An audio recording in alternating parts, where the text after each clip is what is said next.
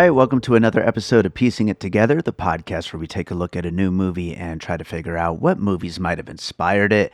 But today on the show, it's not time for a regular episode. It is Oscar time. That's right. We are doing our Oscar predictions episode, which we do every year. Joining me again is Ben Miller, and we are going to get into what we think will win, what should win, and something that should have been nominated in a bunch of the above the line categories. This is always a fun one to do. Plus, it always means I've made it through. I've survived. I've watched all the movies that I wanted to watch. It was an exhausting Oscar season this time around, but lots of great movies to talk about. So that's coming up here in a second. Before we get to it, I do want to remind you, as always, to make sure you are subscribed to Piecing It Together wherever you listen to podcasts. You can follow us on social media at PiecingPod and check out piecingpod.com, not only to get signed up for the mailing list and check out everything else I'm up to, including live shows and all that, but to check out all of the episodes we've already done on Oscar-nominated films.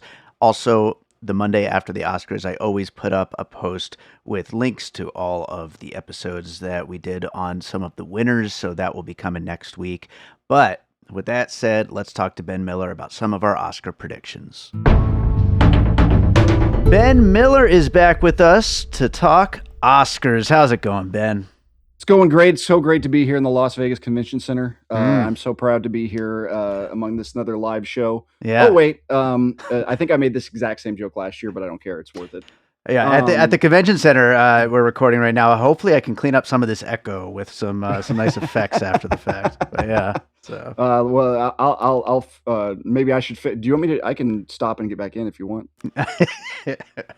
No, we are good. We are good. How have you been? Have you been enjoying Oscar season, Ben? I mean, it's to me, it's this big rush of trying to fit everything in, and I know that like. It's a common complaint lately that all the same movies get nominated for everything. So there's actually less to catch up on. But at the same time, I feel like a lot of stuff just keeps being more and more hidden where it's hard to actually access these movies until the very, very last minute. I will never understand the purpose of holding off on like, hey, this thing got nominated. Cool. Yeah, it's going to really be really hard to see. It's like, don't you want to get it in much eyeballs in front of it as humanly possible? Right? Like, if like I kind of look at the other opposite, other side of it. It's like, okay, sentimental value. Like it had a theatrical rollout, got nominations. All of a sudden, once nominations hit, pops out on VOD. Mhm. This week, it's like on the Letterbox video rental store. I'm just like, man, this is like, yeah, you want to get people in front of it that otherwise wouldn't see. Yeah. At the same time, I will never understand. Especially, I've just completed my Oscar completism journey essentially. So now, since I've seen every single movie, I'm just constantly furious that movies are not readily available. Yeah. It's like there's really no. I know there's always rights issues and this and that, and oh, I offended you offended the Chinese government, so they're not going to release it on DVD. Yeah. All that kind of stuff. But get the movie in front of people's faces. Why do you think people care so much about Sinners? Yeah. Because so many people have seen it. Exactly. This is why the momentum is there for that movie, because people have seen it. People have seen it twice. People have seen it 3 times. It's on TV right now. You know, right now, if you wanted to, you could go watch Sinners. Yeah. Everything else you have to search. I literally saw a there's a Fanflix deal right now. You can get Sinners, One Battle After Another, and Weapons for $20 on UHD download for $20.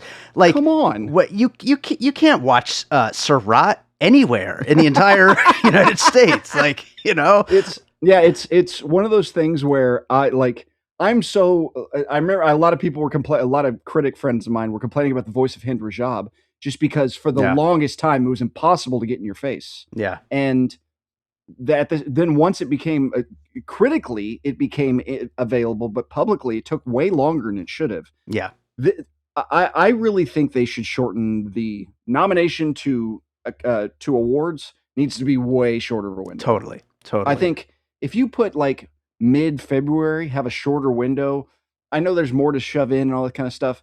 That being said, a month ago, different winners than we're going to have next week. So that's true. I can't say that's, maybe that's the point. Maybe it's going to have this life.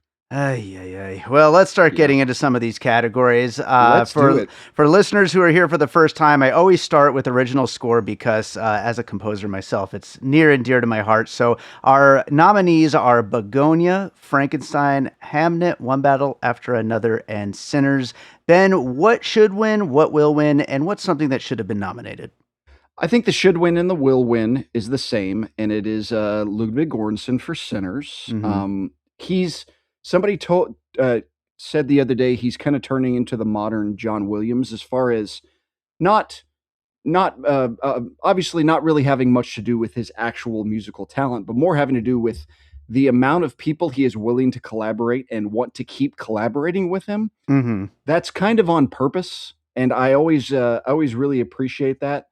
And I think of it in terms of whenever I don't really think of scores much, truthfully, whenever I'm watching movies, unless it's really bad, highest to Mm-hmm. lowest, or really good.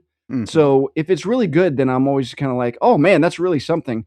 And it did catch me a little bit with Gorson's score. Some of them are pretty good this year, but that's always the one that caught out for me. One I want to shout out just because it's kind of understated. Um, I really like the score from Ballad of a Small Player. Okay. Um, it's a lot of people just did not like that movie at all, and it had mostly to do with just like, oh, it's weird, and people are kind of sick of Edward of Berger. But the music is by a guy Volker Bertelmann. Mm-hmm. He won the score for All Quiet on the Western Front. It's just kind of out there and weird, kind of like the movie, and it was one of the few times I was like, that score's cool, and that's the first one that stuck in my mind. Yeah, I actually haven't heard that score yet. I haven't seen that movie, but he had a busy year because he also did The Amateur, which I loved. Actually, ended up on my top 10 scores Mm. episode, and also the I'm drawing a blank on the name for it. That Netflix movie, the Catherine Bigelow movie, but he Oh did yeah, House of that. Dynamite. Yeah, he did that score too. So yeah, Bertelman, I love him, and I'm gonna have to check that score out for sure. I agree with you. Sinners is gonna win like 100%, not a chance for anything Nope. else. That being said, I do love that score, but I got to go with One Battle After Another for my should win. Mm. I think it is Johnny Greenwood's one of his best scores, and if I'm not mistaken, I don't think he's won yet. Has he? I think him and no, that was Ross and Resner. So Right. no, that's a good point. I'm not sure he has. It seems it's one of those things like, oh well, he's definitely won before, just because it's one of those people that you assume has won before, Right. but you never really put it in those terms. I'll Yeah. double check I'll double check you. Right. No, he's been nominated 3 times. Phantom Thread, which I love, Power of the Dog, and then One Battle After Another. But So yeah, didn't win for any of those. And he has and not won yet. Goranson has won now twice, and Yes. deservedly so. I mean, he's fantastic, and Yeah. Oppenheimer is still one of the best scores of God knows how long. It's so good, but Yeah. yeah. So I mean, he's very deserving, and for this one as well. But I definitely would go with One Battle. Mm. Of a score that I think should have been nominated, and I talk about a lot more of them on my top 10 scores episode, but I'm going with 28 Years Later, Mhm. which is the most intense and just evil sounding piece of music I've heard in a long time. It's just wonderful. And it really stretches the boundaries. A lot like Trent Reznor and Atticus Ross would do in a lot of their scores. It's from these composers, the Young Fathers, which I'm not familiar with their other music outside of this film, but it's heavily industrial, heavily weird and dark, and just disturbing and great. Sounds So yeah. awesome. I need to check that one out. Oh yeah. Well, let's move on to supporting actress. We've got Elle Fanning for Sentimental Value, Inga Ibsdotter Lilius. Not sure if I'm saying that right. You got it. You got it. All Yeah. right. Sentimental Value. Amy Madigan, Weapons. Wunmi Mosaku for Sinners, and Tiana Taylor for One Battle After Another. What do we got? Man, this is one, a month ago I'd have said this is wrapped up, this is done. Now I don't know. Mm, I will say who I think should win. Lila's Daughter is my personal pick because both the supporting women in Cinema Value are spectacular, and I mm. love them. I think at the end of the day, it is going to be Tiana Taylor, Okay. just edging out Amy Madigan, and even Wumi Musaku probably butting her way in there, trying to butt her way in there too. It wouldn't surprise me if any of those three won. It's one of the like the Sinner's momentum is so real. You're like, man, Musaku has a chance here, Yeah, but Madigan keeps winning. But it's the Academy bias against horror butting sure. against it. One battle after another's potential, like, well, we got to give it something bigger or something like that. I think at the end of the day, Taylor is such a force and such a welcome sight on the campaign. Everybody is running great campaigns, I got to say. Hmm. Like Madigan is coming out. Every interview is wonderful, talking about obviously the stuff with her and her husband Ed Harris, talking about the Elia Kazan stuff And she did and the weapons run at the the Critics' weapons Choice or run. whatever it was. Yeah, That yeah, was all good. that stuff. Like it's all fun, and you're like, you know what, Amy Madigan's like, oh yeah, I love Amy Madigan. You just don't realize you like Amy Madigan. So it wouldn't surprise me if any of those three women, but I think I'm just going to land on Tiana Taylor just because I think that's the chance outside of director for One Battle After Another to make its mark in the Okay. top six.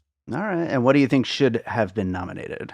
All right, so I want to shout out Odessa Azion, who really showed me something in Marty Supreme, and I wouldn't expect her to like. I expected it to be kind of a different role than I would. I kind of went into it like, oh, she's going to be like the put upon girl, which she kind of is, but she has much more agency in that movie and much more to do in that movie than I ever expected her to, and she Mm. really impressed me in that movie. So I gotta give the shout out to her. No, it's a good pick, absolutely. And yeah, it's funny because you'll see as we continue through this conversation. Spoiler alert: I'm going to be pulling for One Battle After Another for a lot of things, and I Hmm. thought Tiana Taylor is great in it, but I did not think she had that much like kind of juice behind her. So Yeah. she's not my pick here, but she's fantastic though. I will go for will win and should win with Amy Madigan for Weapons, Mm. which I think this is going to be the year where they just kind of like cave and just say, you know what, fine, we'll give it to someone from a horror Yeah. movie. It's just such a fun performance, and it kind of, it's not Toni Collette.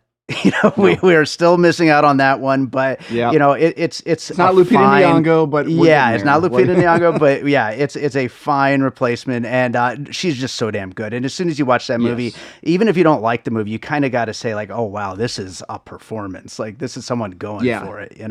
So yeah, I'm going all in on Amy Madigan. My should have been though. Speaking of One Battle After Another, I'm going with Regina Hall, who I think kind of quietly Mm. steals the movie. I think she's one of the best Mm. parts of it.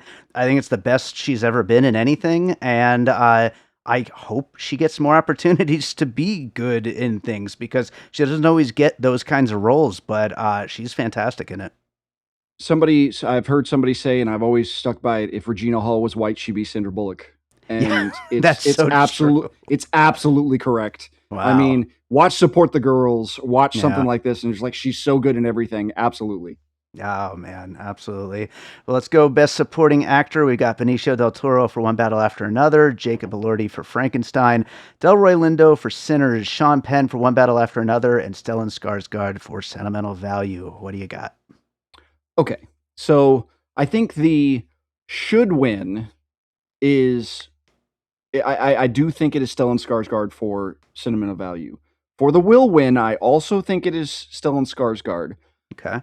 The people saying Sean Penn should have a third Oscar are starting to scare me a little bit. Now, nothing. The Lockjaw performance is undeniable. It's the thing you come away from that movie going, that is a performance, and it very much feels Kubrickian as far as like the kind of a director pulling something out of the actor that the actor is probably unaware he's doing. Like Yeah. I Yeah. don't know if Penn is that self-aware enough to deliver that performance on his own.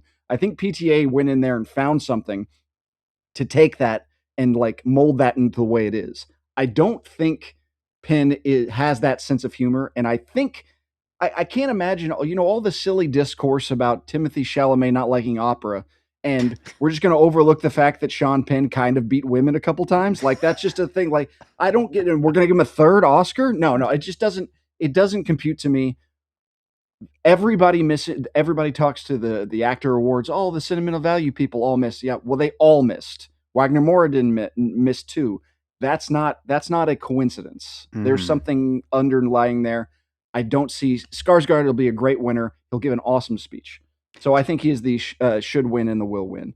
All right. Um, as far as my who should have been nominated, it never got a snippet of of any sort of momentum or anything. But my boy Chris Evans in Materialist That's is my my should have been also. yes. I'm with you. I'm Yeah, 100% with yeah. Baby, man, he is talk about a performance that completely subverts your entire persona as an actor. you. Yeah. The handsomeness of you, your charisma, your it's like, oh, everybody loves him, da da da da. He just subverts it at every point, still is handsome, but is essentially a pathetic dork Yeah. who can't get out of his own way and is too sensitive and all this. Like, it's a masterful performance that never touched any sort of awards body, and he was my number one all year long.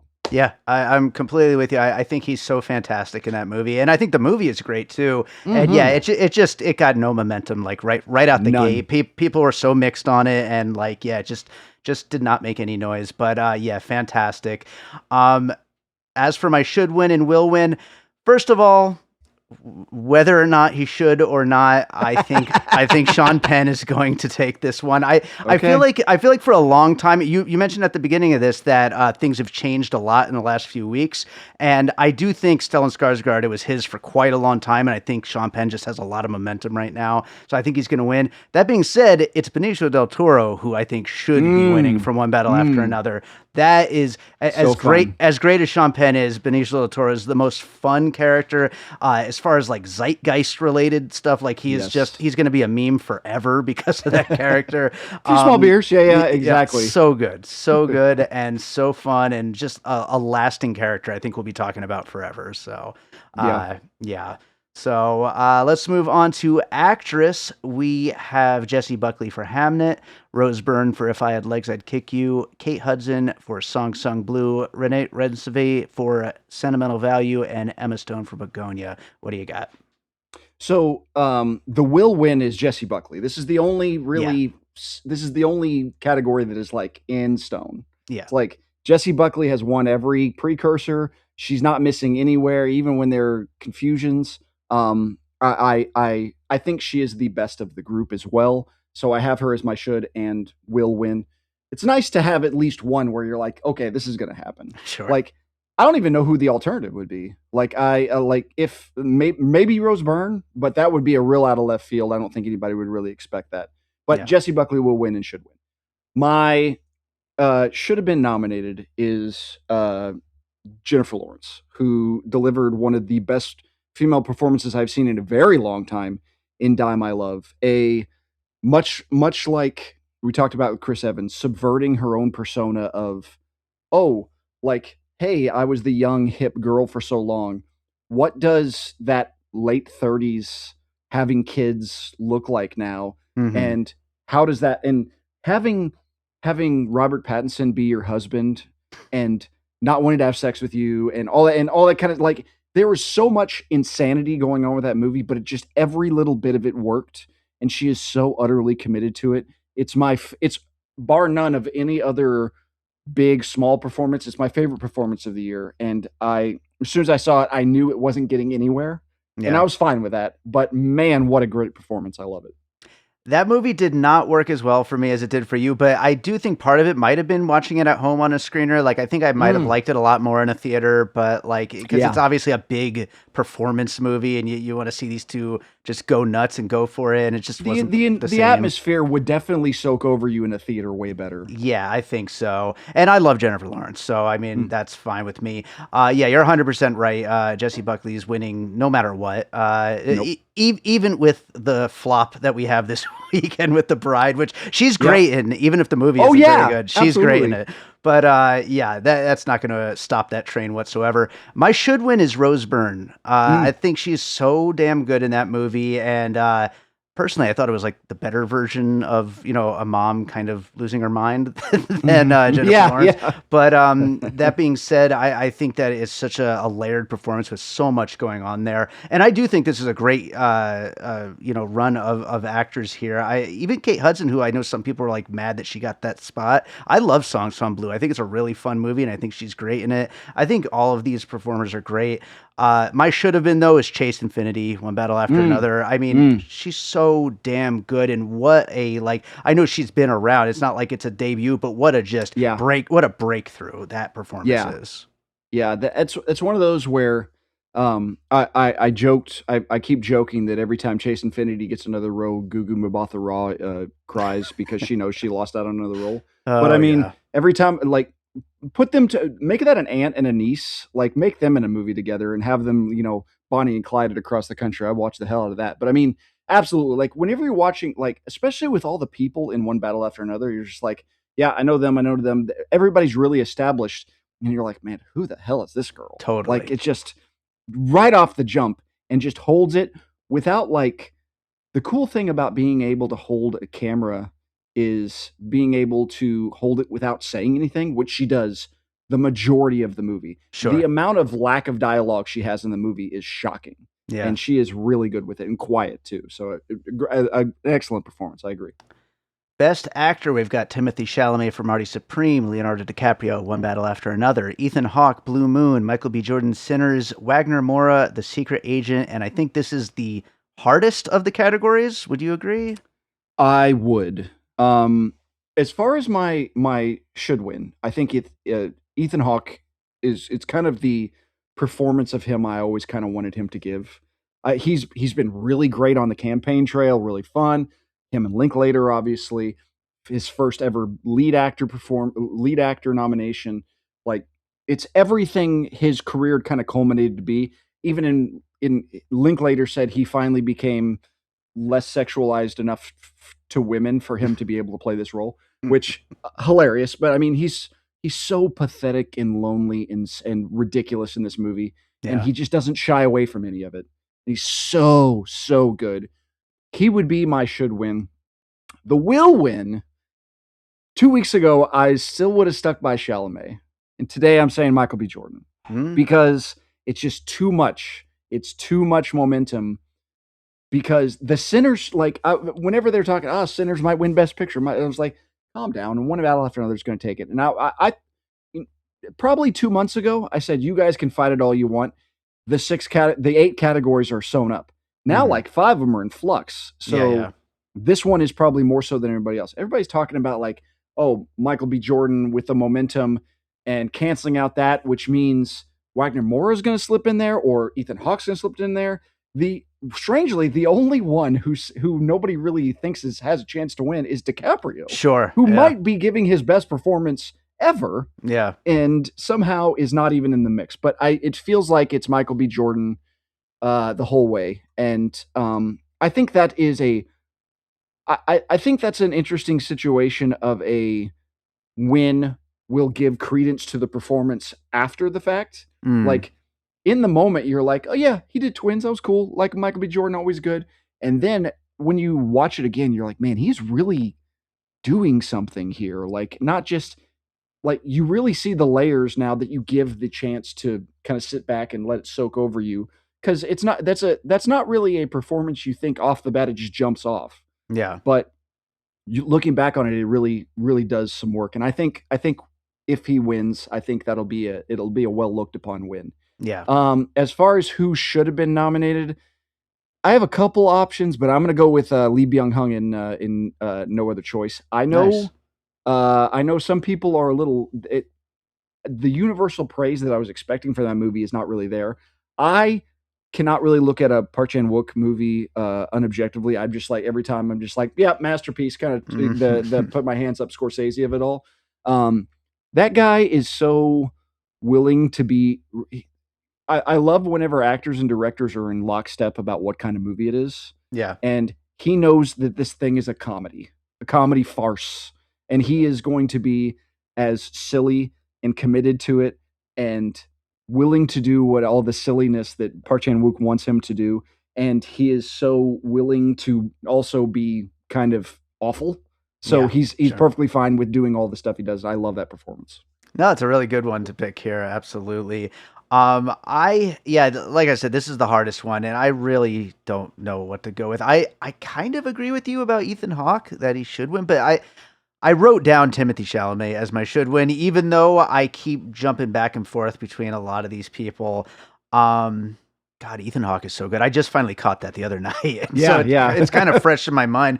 And so I'm thinking about changing my answer and going with you. But I did have Timothy Chalamet written down. You know, I'll stick with Timothy Chalamet, and I do think he's gonna win, even though I think Oh, it's really? it's 100% between him and Michael B. Jordan. Yeah. That's kind of like where I think it's gonna end up. Even though I think they all have a chance except DiCaprio. But Yeah. but yeah, I think it's going to be Chalamet, and I think I'll just stick with that.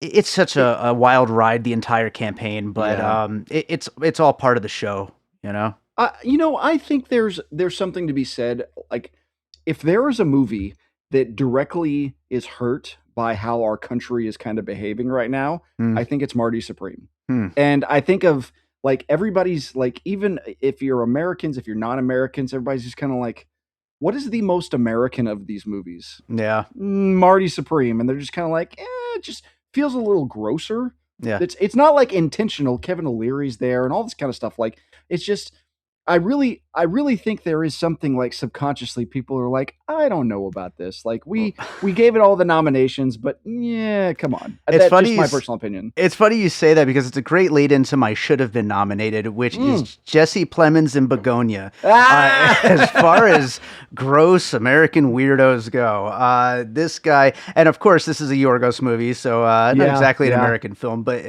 but still, it is just really shedding a light on just how sick this culture has become, and you really need an actor who could carry that kind of a thing for it to not just be like a big goof. And I Yeah, think Jesse yeah. Plemons really carries every layer of what that person is, and he's just so damn good.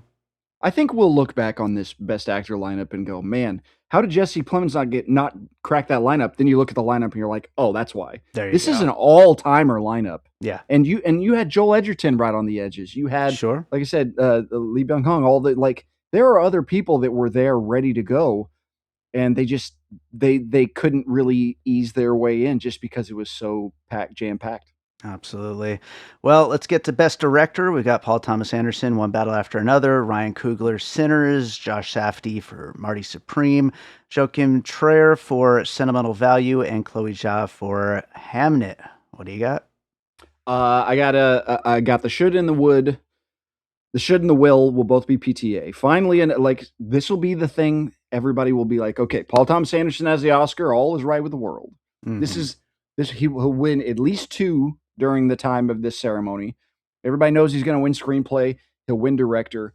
It's so funny because for so long it seemed like all the momentum Sinners had built was like, oh, it's because of Kugler, and he never touched kind of pushing PTA out of the way. It Yeah. was always going to be PTA being the guy, and he is the guy. He's gonna get the win. Kugler will have his adapted screenplay win, so it kind of balances out. But I mean, that's just kind of what it's going to be. Yeah. So, and the world is a fair place with Paul Thomas Anderson having a directing Oscar. Oh, He yeah. should have a directing Oscar, and I'm perfectly fine with that being the case. As far as who should have been nominated, I have some. It's there's a lot of really good movies that are kind of butting their heads in, and if there was any place I'd want Park Chan Wook to be, it would be here in Best Mm. Director. I don't know why the Oscars do not like him or don't pay him any really attention, Yeah. but like he should have at least 3, 4 nominations by now from his entire filmography. And what he does with No Other Choice is just otherworldly. The way he moves the camera, his he makes these films with completely like there's no way on paper this will ever work as a Yeah. film and should work. It should be coherent, and he makes it entertaining as all hell. It's a magic trick, and I have no idea how he does it. God bless the man. Great pick. Great pick. Absolutely. Yeah, I agree with you completely. Everything you said about PTA. This is the year he's going to win, and he should win. And I mean, what a great movie for it to be for, you know? I mean, then again, that being said, Licorice Pizza is like probably my favorite movie of this decade, Man, but you ride hard for that I thing. sure do. But, you know, I am perfectly fine with One Battle After Another being the one. For my should have been, we started this conversation talking about movies that have just been basically buried and there's just no Mm. way to see. I'm going with Mona Fastwald for The Testament of Anne Lee, Ooh, a movie whose rollout should be like studied in a lab because truly. what did they do with this movie? It's impossible to watch it. It's not available anywhere. It's fantastic. It's absolutely beautiful One and of a weird. kind. One of a kind is a great way to put it. And she comes out the gate with this thing, uh, making a movie that just stands alone, and it is just so unique and cool and bizarre. And yeah, I think once people start to see it, it's going to be probably like a cult classic going forward. Yeah, I mean, it's always one of those things where you look back. There are always those movies where you're like, how did this miss? Like, I always thought years later, I'm like, they need to study how like the Till with that entire run is like the way that came out. It's like, man, somebody should be malpractice suits for all these kind of things. Yeah. I watched Testament of Anne Lee in like early November at a critic screening.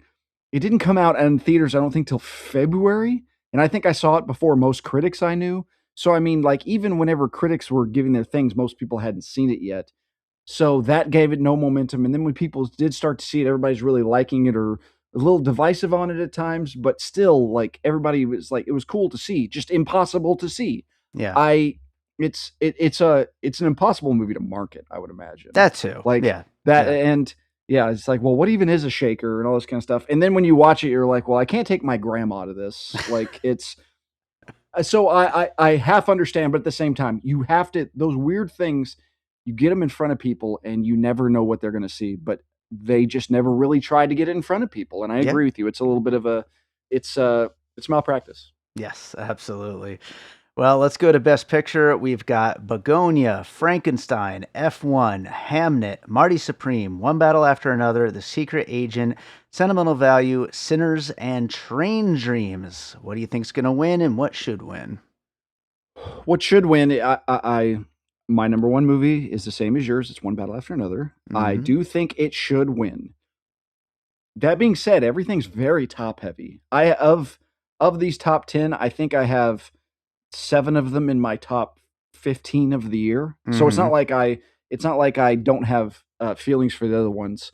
And a lot of these are a lot of them are very very good outside of like I don't like Frankenstein. But like Yeah, all the other fair. stuff I'm just like, yeah, yeah, cool. I like all this kind of stuff. But I think momentum is going to work out at the end of the day, and I think Sinners is going to be the winner. Hmm. Just because, the last time we had a director picture split was back in 2021 with Power of the Dog and Coda. That was a little, that was very divisive. These days, I don't think it'll be as divisive just because you're talking about two movies that both made big bucks and a lot of people have seen with big name stars. So you're talking about two Yeah. sides with two like a populist pick here and a populist pick here. It's like, well, that's nice. It's like, Yeah. well, it's like everybody can kind of like a little bit of this, a little bit of that. So I don't see Sinners as like this travesty of a winner. And it is it as is it as fully encompassing as One Battle After Another? No. I do think the highest of highs of Sinners surpasses the highest of highs of any movie this year. Mm. But I don't think it can maintain that. I think it's very like ebb and flowy. But I do see it as a good winner. Now, for what should have been nominated, my beloved Sorry Baby, the Okay. Yeah. Eva Victor somehow balancing every possible like, oh, this is a comedy, this is a drama, this is a tragedy, it's back to a comedy, and somehow making it not give you whiplash. A I could have put an actress, supporting act. John Carroll Lynch is my runner up in supporting actor, by the way, behind Chris Evans. So and the across the board. Um, it was I went in with zero expectations and it blew me out of the water. So Sorry Baby is definitely my thing that I obviously it should have gotten there in original screenplay, but would have loved to see it in Best Picture as well. That's a great pick. Absolutely, a great movie. I agree. Of course, it should win is one battle after another, and I do think Sinners is going to win, and I think that's a perfectly fine win. Like you said, I'm a little mixed on the movie, but overall, I think it's great, and I love.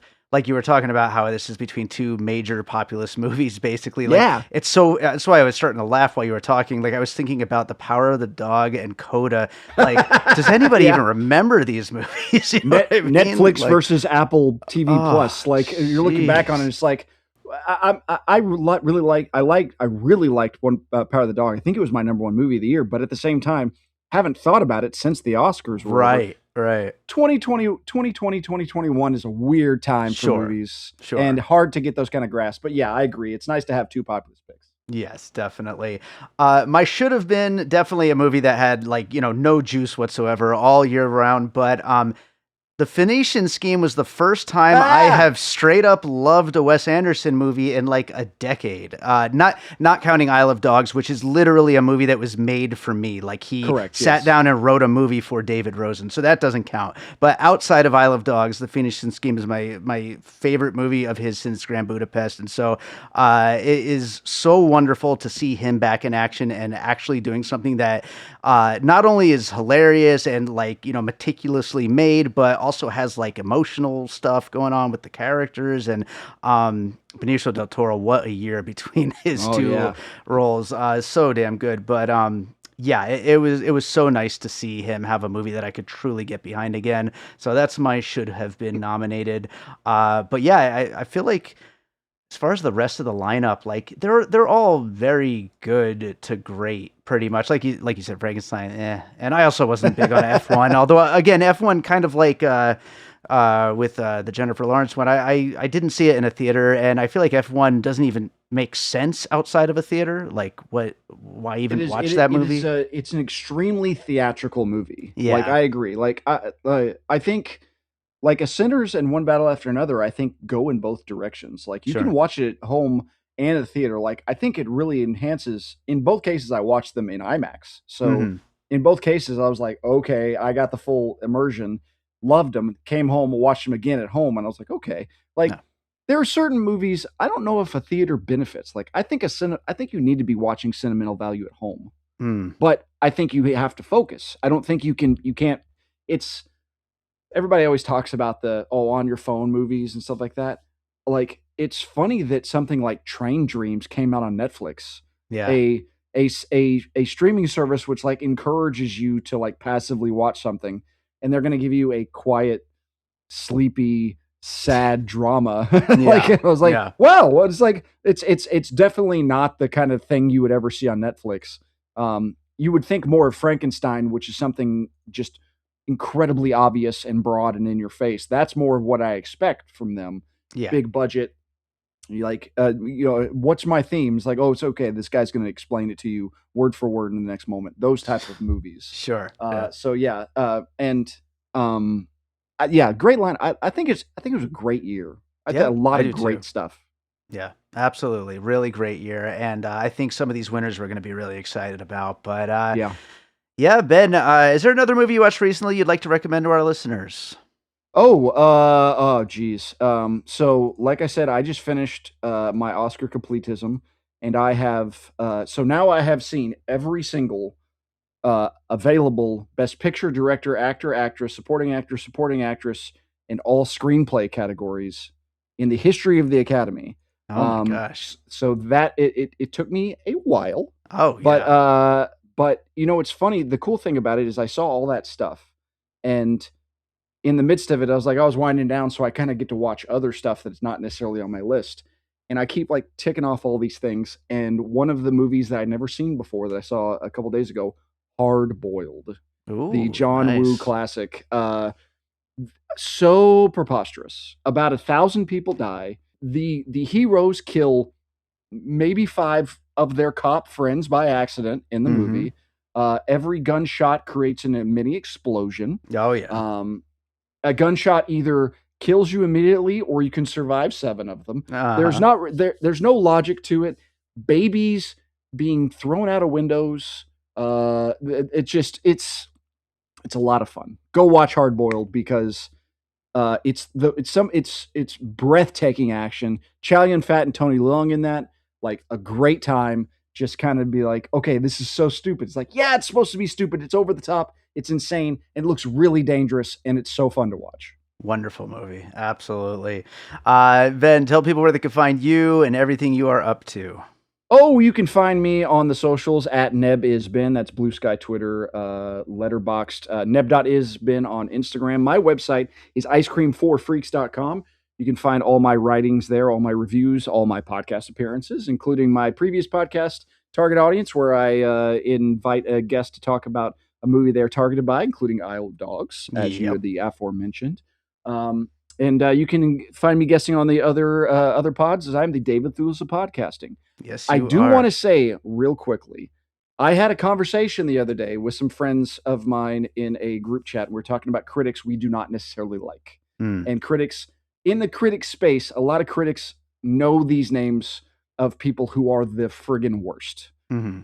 But I happen to mention the only person that everybody likes is David Rosen because he's an absolutely impossible to like man. So by all means, congratulations. You're the one of one in film Twitter of the only 100% approval rating across the board. That is wonderful. I thank you so much, Ben, for telling me that lovely story there.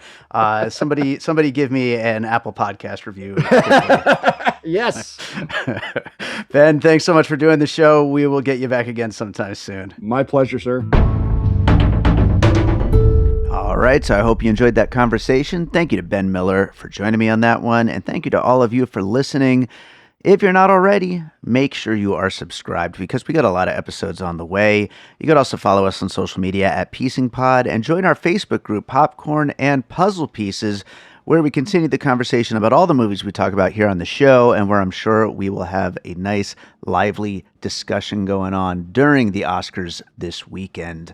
And one last thing, I do want to remind you that we do have a Patreon, the Produced by David Rosen Patreon, where I post bonus and advanced content from Piecing It Together, from Awesome Movie Year, which is another movie podcast that I produce, and from my music career. Lots of great stuff over there at patreon.com/bydavidrosen. You're supporting the show just by listening, by sharing the episodes, by commenting, all that stuff. But you could also support the show by signing up for that Patreon and getting early access to lots of episodes and video versions of the live shows and all kinds of other great stuff. So check it out. And let's close this out with a piece of music like I always do. And speaking of Oscar Gold, I have a song called Golden Arrows. It was on my Missing Pieces album that I put out last year. And so this feels like a good fit. So let's go with it. We're going with Golden Arrows from Missing Pieces, which you can stream the whole album on Spotify, Apple Music, wherever you listen to music. And we will be back with more Piecing It Together real soon.